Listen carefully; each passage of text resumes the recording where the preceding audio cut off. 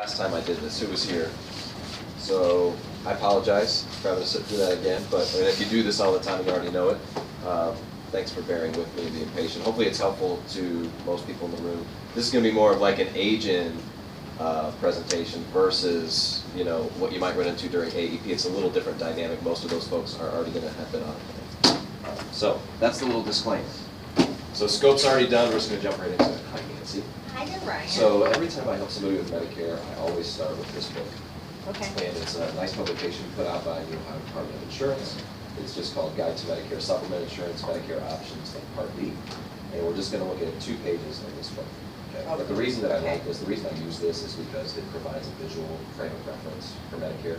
Okay. So if you've started to look at the materials that you've received in the mail, you probably already know by now that Medicare is kind of quirky, right? There's a lot of moving parts.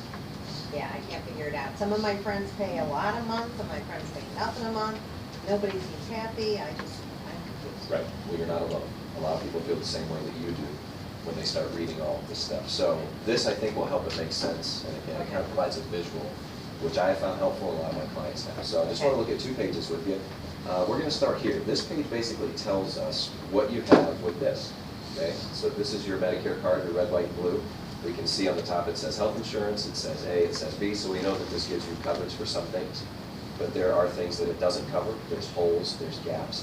So this page will outline for us what this would do and basically what your responsibilities will be if all you had was this. And the reason that I show this to people is because I want people to understand why it's so critical to have some type of secondary.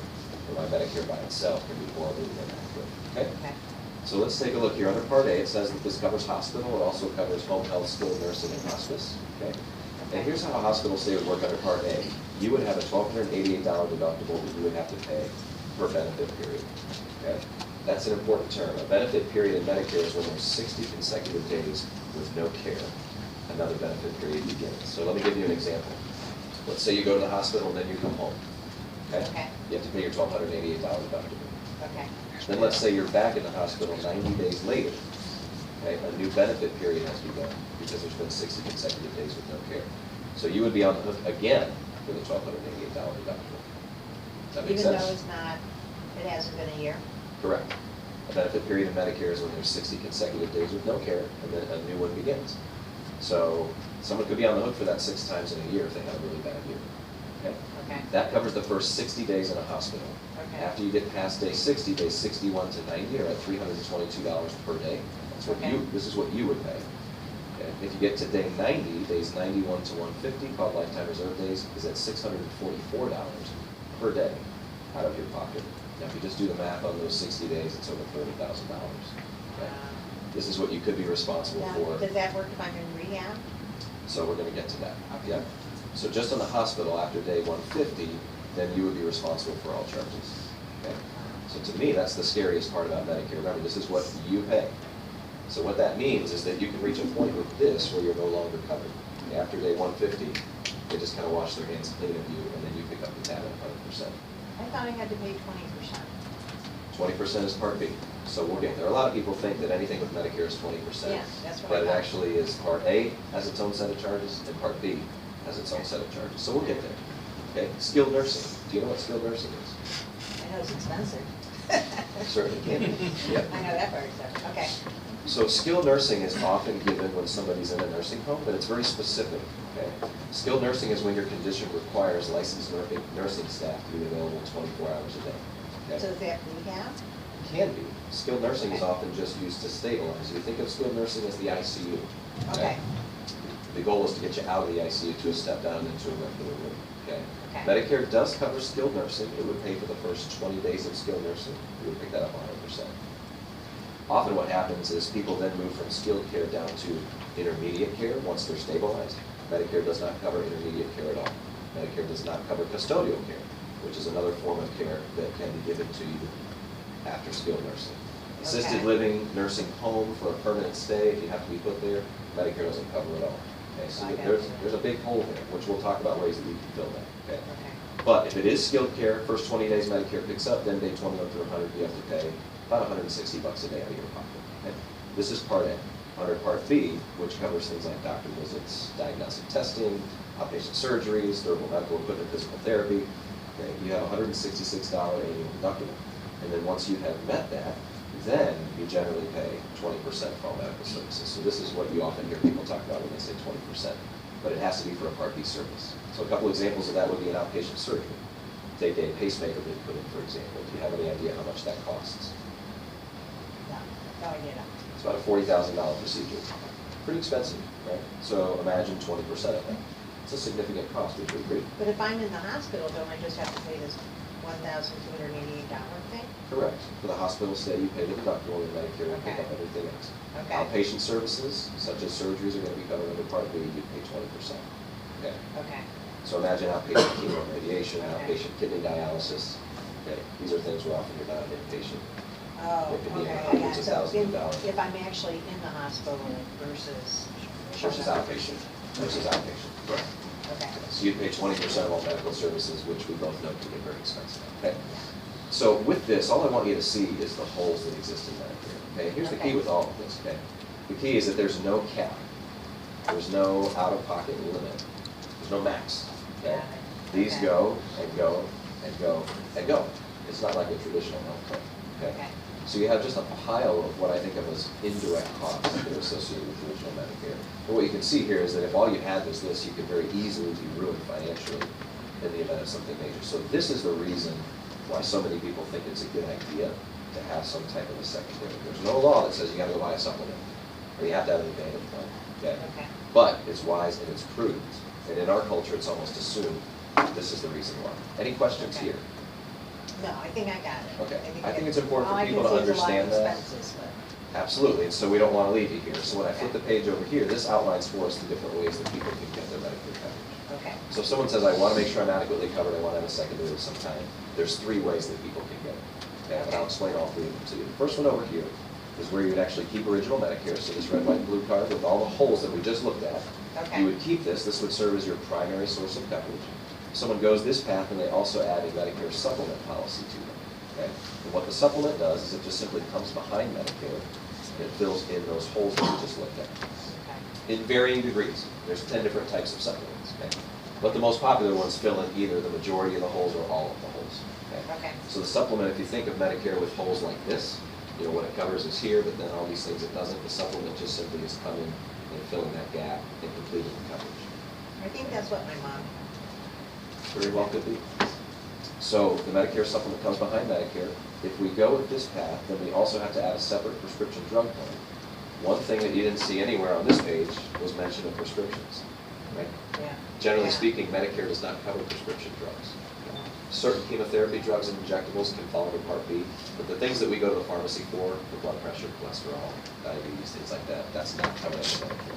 Okay. And yet, the government requires us to have a form of credible prescription coverage. Okay, so if we go this route, we have to add that separately.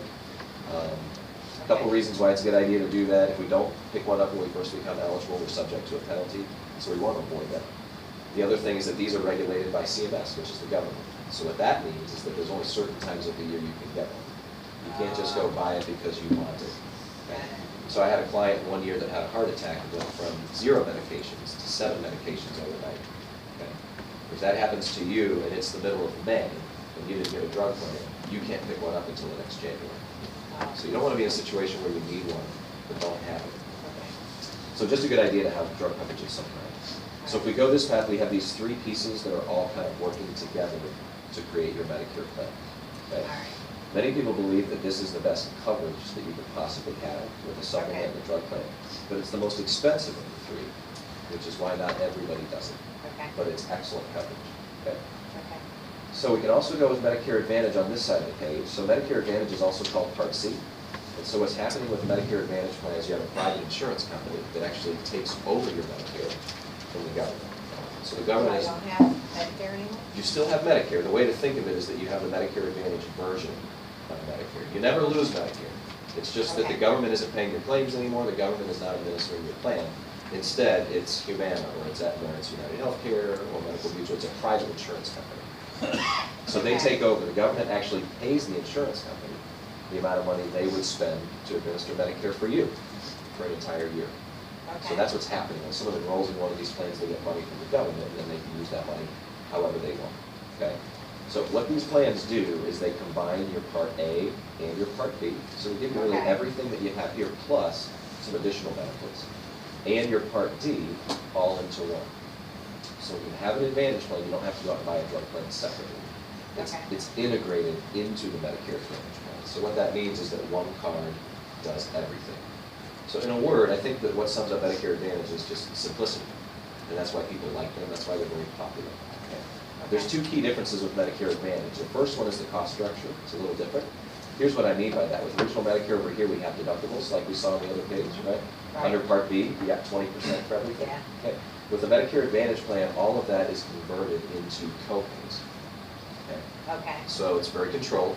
Everything is laid out ahead of time as far as what things are going to cost, so there's no surprises. So instead of paying 20% at the doctor, it might be a $10 copay. Instead of paying 20% on that x-ray, it might be a $35 copay. A day in the hospital is a copay, physical therapy is a copay. Sounds like a lot of copays. Well, it functions very similar to a traditional health plan. So it's very easy to understand, and you don't have to calculate what 20% is for everything. And there are no deductibles, generally speaking. Okay. So the cost structure is different. That's the first main difference. The second difference with these plans is that they all have a max out of pocket. So what that means is that we pay copays, but we don't pay copays forever. Okay? Okay. We have a stopping point, much like a traditional health plan. So if you get to the point where you've reached X number of dollars out of your pocket, from that point on, the plan would pay 100% of your medical expenses. Okay? So it protects your financial well-being very well on the high end, much better than original Medicare does, where there is no cap. Okay? So if I'm in the hospital 3 or 4 different times, that 1288, that doesn't, I don't have to worry about that. So with the 1288 is with original Medicare. If you had a Okay. Medicare Advantage plan, it would be priced per day you're in the hospital. There'd be a set copay for each day. So you'd pay, whatever those copays were, however many times you're in the hospital. But if it reached the max out of pocket, let's say it's $5,000, and you're in 4 times in the hospital, you're probably going to exceed that. Once you hit 5,000, the plan would pay 100%. Okay. So it's just So that's very. why it's better than just staying with the original Medicare. Well, original Medicare by itself does not have a cap. Yes. So I'm not gonna pay it, okay, I got it. So we pay copays, but we don't pay them forever. There's a max out of pocket, which is very Okay. good for the consumer. It protects your financial well-being Okay. very well. Okay. So within Medicare Advantage, there are 2 types. There's HMOs and PPOs, and these are terms that you're probably somewhat familiar with. Here's how they work. I'll use a piece of paper. With an HMO, you have a defined network of providers. Okay, so if this is my network, if I'm in an HMO, I got to make sure that I stay in the network to be covered. Unless I have an emergency. If I have an emergency, I'm covered worldwide. Okay. But if I'm out of network and it's for routine care, I'm not covered. I've got to make sure that I'm in the network. Okay. Also with an HMO, you're going to designate a primary care physician. So whoever your family doctor would be, you would just find a plan with him or her in it. Okay. And then that primary care physician is going to become the center of care. So with an HMO, all of your additional care would be coordinated through the primary care physician. So what that means to you is that with most HMOs, a referral is going to be required to see a specialist, Okay. which is a pretty easy thing to do. The doctor does most of that work. All right. And that's really how an HMO works. Defined network, primary care physician that we designate, referrals for specialists. In a nutshell, that's an HMO. Okay. Okay. We also have PPOs. So PPOs still have a defined network of providers. It might be a little broader network, and you're still encouraged to stay within the network. But if you go outside of the network in a PPO, you're still covered. You're just going to have higher out-of-pocket costs. Okay. And there's always going to be a deductible that you have to reach first for out-of-network care before the plan starts to pay benefits. So your plan might. So the copay thing, if I don't stay in the network, the copay thing doesn't count? It does count, but not until you reach the deductible. So let's say you have a $1,500 deductible for out-of-network care. That just means that you're the insurance company for the first $1,500. After you meet that, then the plan will start to pay benefits. If you're out-of-network, it's typically not copays, it's typically a percentage. Often you'll see it might be a 70-30 split. So the plan would pay 70%, you would pay 30% of the copay. Now, how likely are my doctors to be in network? Very likely. Very likely? We'll look that So I up. probably won't have to worry about that. Most likely we will. Yeah. We'll make sure that we find a plan. If you like this idea, we'll make sure that we find a plan that has your doctors in it. So these plans generally have very strong networks, so it's never usually an issue with finding plans that have your doctors in it. So with a I don't PPO, know my doctor. oh, I would never expect someone to give up your doctor. So with a PPO, you do have, I guess in theory, a little more flexibility because you can go out the network. The other thing is you don't have to designate a primary care physician necessarily. You don't need referrals for specialists, so a little more ease of use with a PPO. More expensive, I'm sure. They can be more expensive. You know, here's what I find typically is I've helped people, like, this is starting my 5th year doing Medicare. I find that most people don't go out of network unless it's some type of emergency. You know, most people know the doctor they're going to see, they know the hospital they're going to go to, they know what medications they take. That's really what you pay for in a PPO is the ability to go out of network. Often I find that people can have their needs met just the same inside of an HMO and pay a much lower cost. And that's really where the rubber meets the road with these plans. So let's talk about the big difference between the two. The main difference is in the cost. Okay. So with HMOs here in Cuyahoga County, there are multiple carriers that have HMOs available with zero premium, and they don't cost anything. Zero. Yeah. Zero per month. Yes, it's not a joke. Zero per month.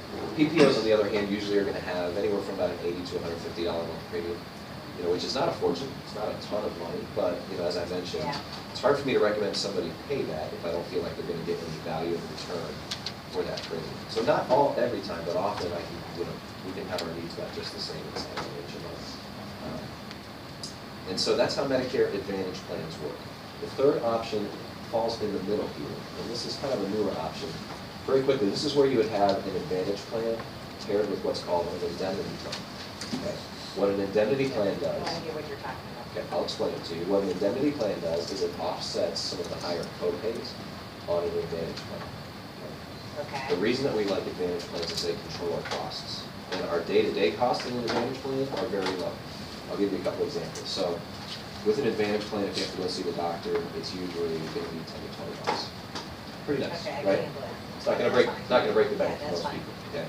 If you got to see a specialist, it's going to be anywhere from $40 to $45 on most plans. Okay. If we need an X-ray, an X-ray might be a $35 copay. So what I think of as the day-to-day costs, super controlled, and that's why we like them, right? These are great costs. But there are still things that can cause an Advantage plan to get expensive, where we run into some more severe things. Okay. And there's really 3 things that I think of that can create this. And I'll explain it to you here. The first thing is a hospital stay. Okay. So if you're in the hospital with an Advantage plan, it's covered, but there's going to be it's going to be a daily copay, and it's typically in the range of anywhere from $300 to about $450 per day that you would have to pay in the hospital. And that's going to be limited to a set number of days. It's usually between the first 3 to 7 days you'd have to pay them. Okay. So if somebody has a significant hospital stay on a Medicare Advantage plan, they're typically going to be out anywhere from $1,300 to about $1,700. Okay. And remember, the benefit period thing still applies. So that can happen 2 or 3, 4, maybe 5 times a year if you're in for multiple things throughout the year. Okay. That can get very expensive. That's what I'm thinking. Yeah. Those costs can add up. So hospital can still create high costs even on an Advantage plan. Second thing that I think of that can create high cost is skilled nursing. So we talked about that. With every Advantage plan in our market, the first 20 days are going to be picked up at no cost. So the plan will pick up the tab on that. But for days 21 through 100, every plan in our market covers that, where you would be responsible for $160 a day. So if you're in past 20 days, we know that that can get expensive as well. I have a family friend that about 3 years ago had a stroke, was in skilled nursing, did not recover as well as they had hoped, and ended up having to basically move in permanently to a nursing home. She was in skilled care for much longer than those 20 days, and there was a lot of out-of-pocket costs. Okay. So, Well, that's what I'm thinking, if I break a hip or something, I'm sure I'm gonna be in the hospital, and then would I be in the nursing home more than 20 days? it just depends on how well you recover. I mean, it's hard to really know that. You most certainly probably go to skilled nursing, it's just how well you would recover to determine how long you would be there. So that's something that we can't really know right now. Okay. The third thing, Could be expensive. could be, yeah. I mean, the third thing is cancer. So if someone gets cancer, it's covered on an Advantage plan, but typically it's going to be covered where you pay 20% of the treatment. Okay. So what happens when someone's diagnosed with cancer is most often they are going to very quickly meet what we call the max out of pocket. So remember we talked about that, how every plan has one. Max out of pocket on Advantage plans in our area, is anywhere from about $4,500 up to $6,700. So although you're covered, if you get cancer, it's very likely that you're going to run into these costs. Okay? And we know that with cancer, often you can be in treatment over 2 calendar years. I've seen that happen in clients of mine. So if you're diagnosed at the end of a calendar year, you might hit this, and then as soon as the calendar year turns over, it's very possible that you could be on the hook for this again. Many times too. So now 10, 15,000 out-of-pocket costs. So, It's starting to sound like not a good deal. well, no. So let me get to the best part. So again, the day-to-day costs, super controlled with an Advantage plan, but you still have high exposure for some of the more major things. So what an indemnity plan does is it steps in and it offsets these. So the indemnity plan can cover these co-pays for skilled nursing for the hospital. It can wipe out the out-of-pocket for cancer. So it basically just serves as a financial safety net for the high end when more severe things can happen to you. Okay? And that's the middle option here. We have an Advantage plan with an indemnity plan to offset those co-pays. So any thoughts or questions there before I go any further? No. I like the idea of not having any bills, but I don't know that, I think it's gonna come down to price, is what it's gonna come down to. So let's talk about that. Okay. So no matter what you do, you see Part B here? Yeah. So you're new to Medicare in 2016, so that's gonna be $121.80 per month for you. Okay. That will never go away. All right. And whether you do nothing or whether you do something, that will be there. Okay.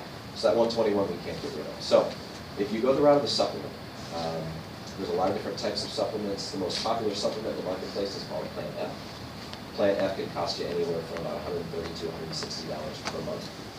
On top, and I still have to pay the 121. In addition to the 121, Okay. correct. So depending on the carrier, about $130 to $160 per month. And then prescription drug plans in our area range anywhere from about $18 to $70 per month. And the way that we would figure out which one you need is just based on your medications. We can look up your medications, and I have a tool that will tell me on all the drug plans which one gives you the lowest total cost. Okay? But when you add the two together, I mean, you could be, yeah, I mean, you could be, 170 into the low 200s per month to have a supplement and a drug plan, in addition to original Medicare. And you're paying that every month, whether you use it or not. Okay? So for folks that are healthy and maybe don't go to the doctor a lot, a lot of those folks that I sit with don't like that idea. Yeah. If you have more medical issues, then often this is a great fit. Okay?